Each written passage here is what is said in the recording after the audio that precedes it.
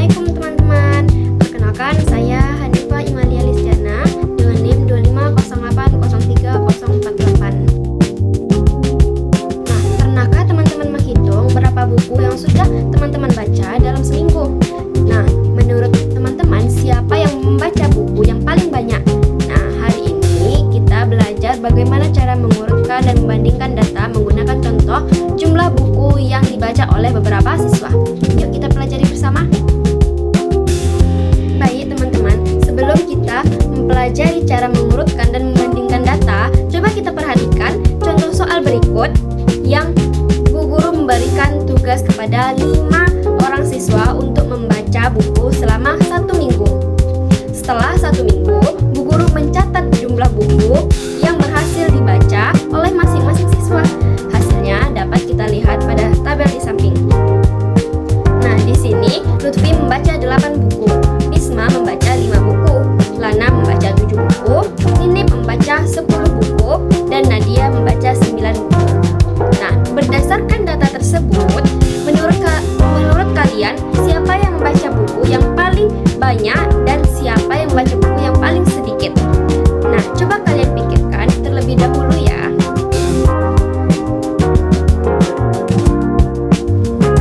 Baik, teman-teman, sekarang kita masuk ke kegiatan berikutnya, yaitu ayo beraktivitas. Perhatikan gambar di depan. Ya, di sini ada 4 orang anak, yaitu ada Denis, ada Nisa, ada Lia, ada Iki. Masing-masing memiliki jumlah anggota keluarga yang berbeda-beda.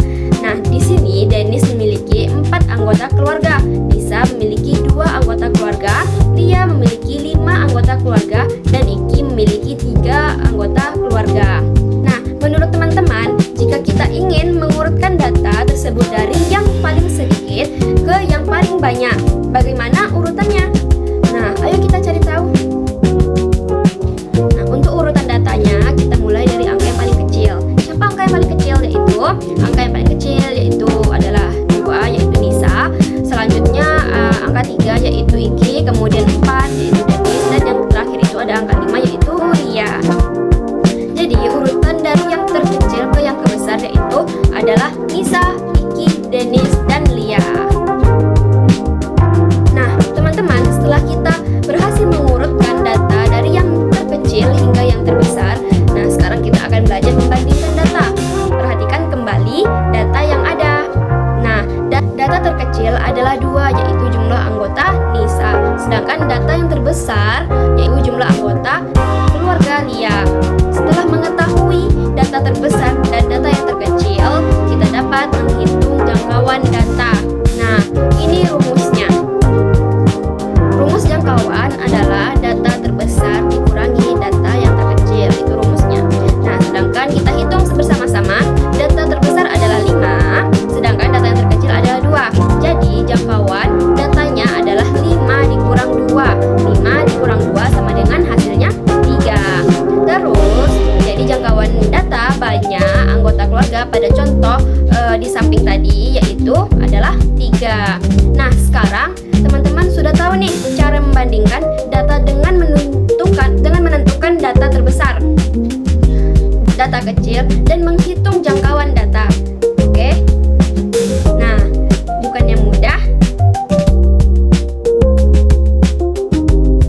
Baik teman-teman, sekarang kita akan mencoba untuk latihan mengurutkan data. Perhatikan data di samping, yaitu data hasil penilaian UTS Matematika. Data yang ditampilkan masih belum berurutan. Kita lihat pasti angkanya tidak berurutan kan? Kan kita awalnya dari angka yang terkecil hingga angka yang terbesar. Di samping kita ini adalah data yang masih belum berurutan.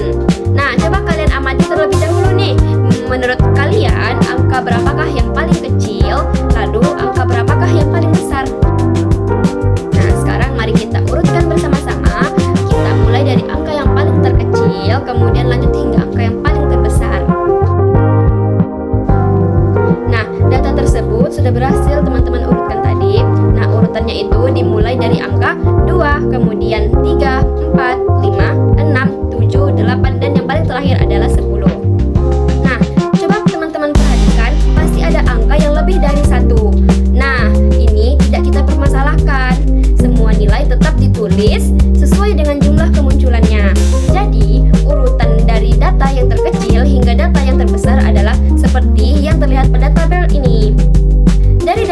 setelah diurutkan, kita dapat mengetahui bahwa ada 8 macam angka, yaitu angka 2, 3, 4, 5, 6, 7, 8, dan 10.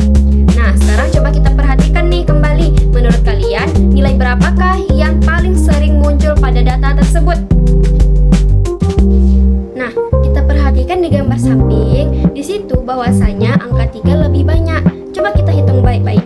Di situ angka 2 ada 1, 2, 3, dan angka 3 ada 1, 2, 3, 4, 5, dan angka 4 ada 1, angka 5 ada 3, angka 6 ada 2, angka 7 ada 1, angka 8 ada 3, dan angka 10 ada 2. Dan yang paling besar dan paling muncul yang sering muncul itu adalah angka 3, karena angka 3 di situ terdapat ada 5 buah. Kesalahan adalah bagian dari proses belajar.